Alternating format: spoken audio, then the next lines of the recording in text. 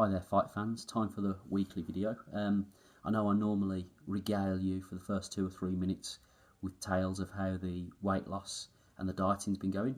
Going to skip it altogether this week because there's a more interesting story I wanted to tell you, and that's how I came to get involved in this white collar boxing stuff in the first place. As you can see, a few little scuff marks from the gym this morning.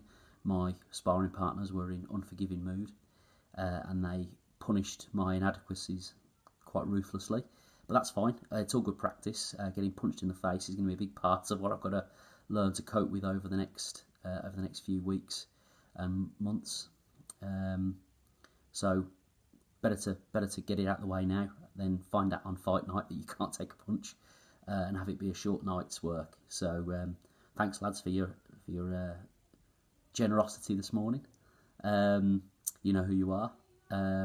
But back in the gym tomorrow. Nothing hurt besides my pride, so that's all well and good. As I say, a lot of people have been asking me how I got into white collar boxing in the first place, and I've always been a lover of the sport, raised on boxing really, you could say. Uncles into it. My dad's a huge boxing fan. Obviously I've seen all the movies.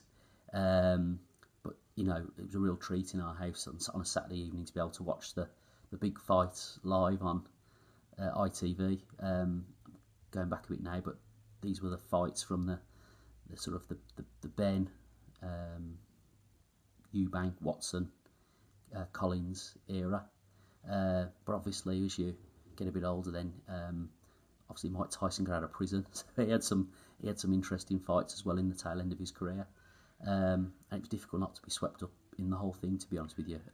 So perhaps it was inevitable at some stage or another I'd end up getting involved in boxing in some capacity. Obviously now I'm 35. Most people don't leave it that late, but essentially white collar boxing is there for people like me. I didn't know too much about it when I first decided to get into it. I've actually had one of these fights before, not too long ago, in February. I signed up for one. Quite short notice. I only gave myself about 6 weeks to prepare for it. Long story. It was a bit of a wind up in the pub over Christmas that got out of hand, to be honest with you. No punches thrown, I should say. Just lads winding each other up. Good-natured banter. But when January came and somebody decided to see whether I was as good as my word, then I thought, well, I better show that I am, and so it began. So I actually had a fight in February on one of these white collar shows. It's the same organiser who is organising the one that I'm boxing on in November. Strictly Business, smaller show in February. It was at Moseley Rugby Club, and it holds about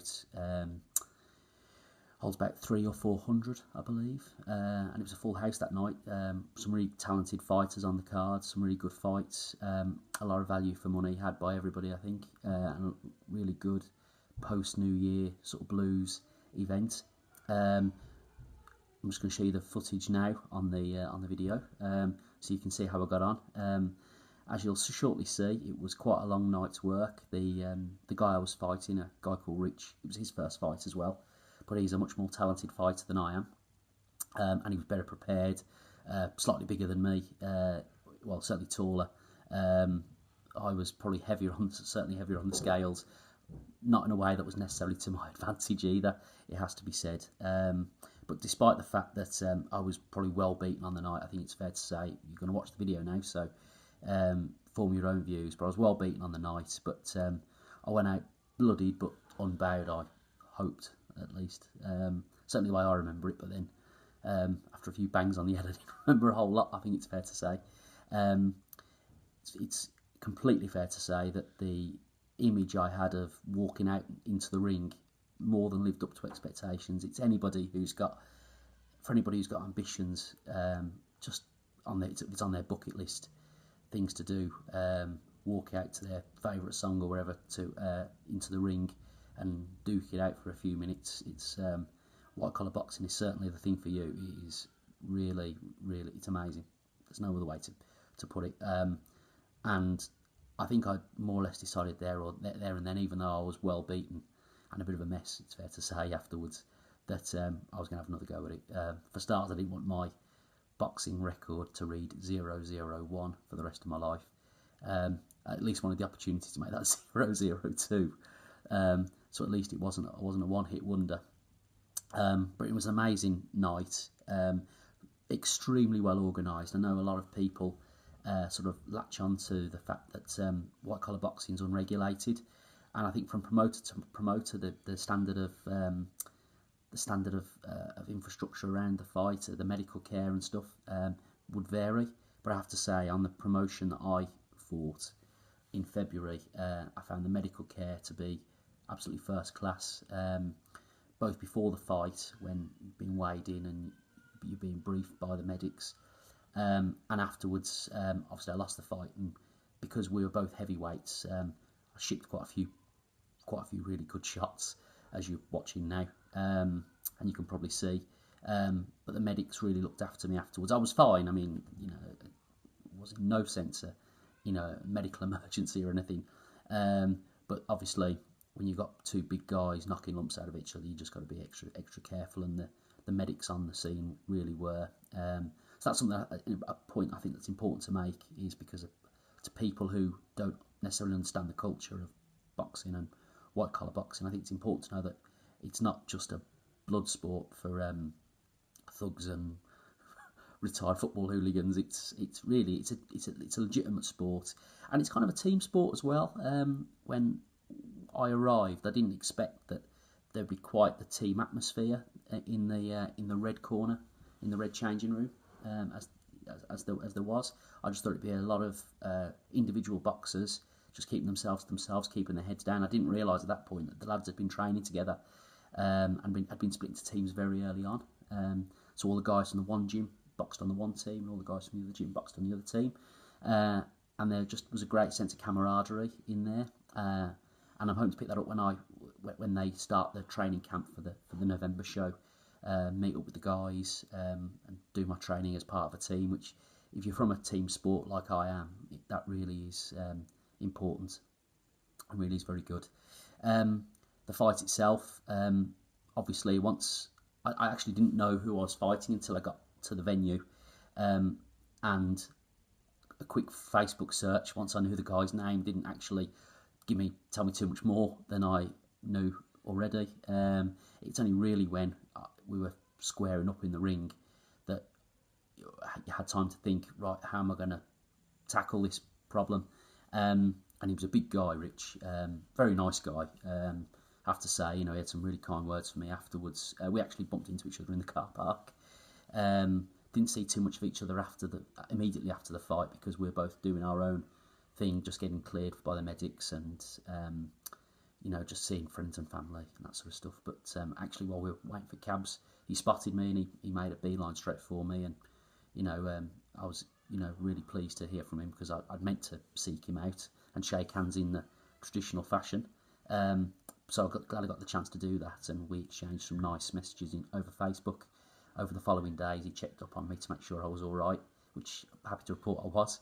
But yeah, just a really good event, and totally at odds, I think, with what people imagine white collar boxing to be. From what I understand, white collar boxing is for people like me. It's for people who perhaps get a late start into boxing, or can't commit the time that it would take to be a fully fledged amateur, or dare I say even a professional fighter.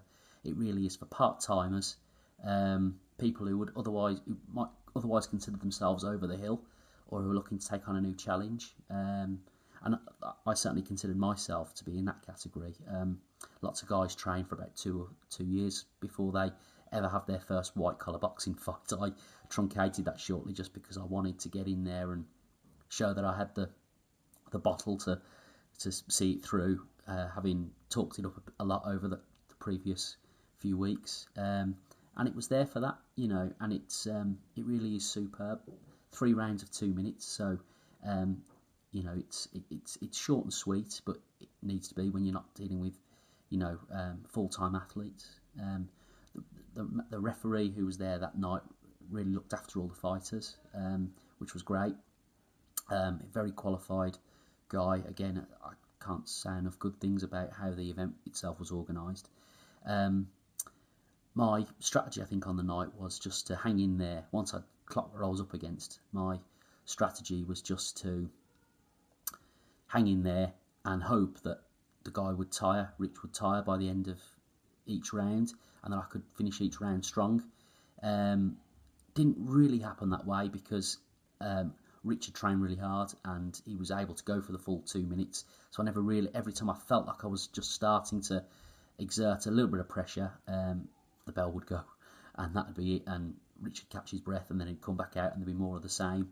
But he really did fight very well, and he was a deserving winner on the night.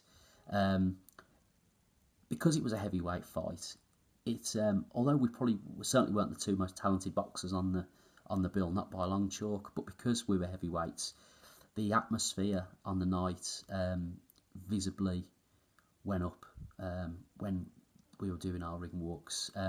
Helped, I think, by the MC who was giving it all 10 bells when he was announcing us. And at the end of the fight, because it was quite one-sided, and I had hung in there, it was unfortunate you're watching the video now, but I lasted until the middle of the third round when I got my fourth effectively standing 8 count.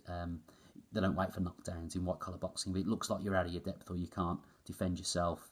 The referee will give you a standing count, and you get 4 of those across the fight. And once you get to 4, fight's automatically over. Ref took mercy on me in the third round, but thankfully he gave me the chance to give everything I had. I really didn't want to finish the fight early. I wanted to go the distance, even if it meant taking a beating. And so keen was I to impress upon the referee at the end of the second round how sort of fit and raring to go that I still was. I actually left the corner without my gum shield. Had to be called back by my corner to have it put in. A little bit dazed and confused, I think it's fair to say. But it was an amazing experience, and one I'm hoping that the November fight will match. And if it's got a different outcome in November, then so much the better. Edgbaston cricket ground where we're having the fight in November holds about 700 or 800, I believe, so it's about twice the size of the venue that I boxed in February. Because I'd taken the fight at short notice in February, none of my friends or family were there. I had a few mates there who were really there to support my coach, Rob, who was fighting later on that night. But only for those guys, I wouldn't have had a cheering section at all. Something I'm hoping to put right this time around. Hoping to sell a couple of 100 tickets to the fight, if at all possible, to make sure that there's a bit of support for me, because it was quite tough walking out in there in front of all Rich's supporters and a lot of neutrals who didn't really have a clue who I was. So yeah, hoping to sell a few tickets this time around and create a bit of a buzz. The nearest thing I could probably compare a heavyweight white collar boxing match to in terms of atmosphere is probably a night at the darts. If any of you have ever seen on Sky Sports the darts at the Ali Pali over Christmas, you'll get the idea. Really loud music, everyone enjoying themselves. Didn't see anyone in fancy dress costumes last time, but by all means in November, if you want to come along in fancy dress, I'm sure there'll be no issue with that. It's really, really good, and I hope when we come to do it in November that everybody will get a real kick out of it. Something new for a lot of people, I know. People who've never been to a boxing show. I know a lot of small hall boxing shows tend to attract sort of die-hard boxing supporters, and you don't tend to get the disinterested neutral so much, but I'm hoping that the show we put on in November will help us attract people who perhaps it's their first taste in the sport. So really optimistic about that. Lots more training to do first, but brilliant experience first time around. Hoping to improve on it the second time. Certainly I'm starting putting the training in, so it ought to be good. And I'm hoping to be able to announce how I might be able to get tickets to people in the coming few weeks. I know the guys, the promotion are starting to get into gear now on that. So as soon as I know more, I'll let you know, and hope to see you in November. Thanks a lot for listening, guys. Hope that you enjoyed the video. Need to start giving a big push to my charity, and I'm going to retweet or repost the link to the Just Giving site, because I don't think anyone's sponsored me yet, but then I've not really been pushing it.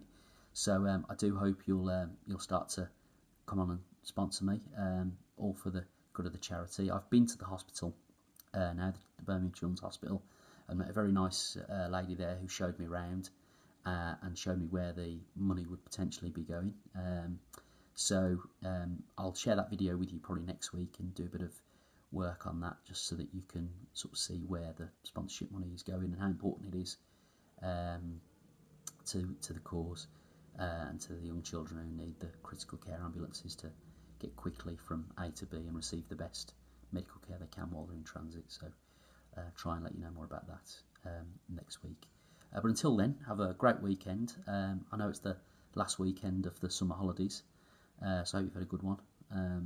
X Factor starts Saturday, so that's the countdown till Christmas sorted. Countdown to Fight Night as well. 12 weeks to go now, as of today. So yeah, have a great weekend, guys, and I'll be in touch shortly. Bye for now.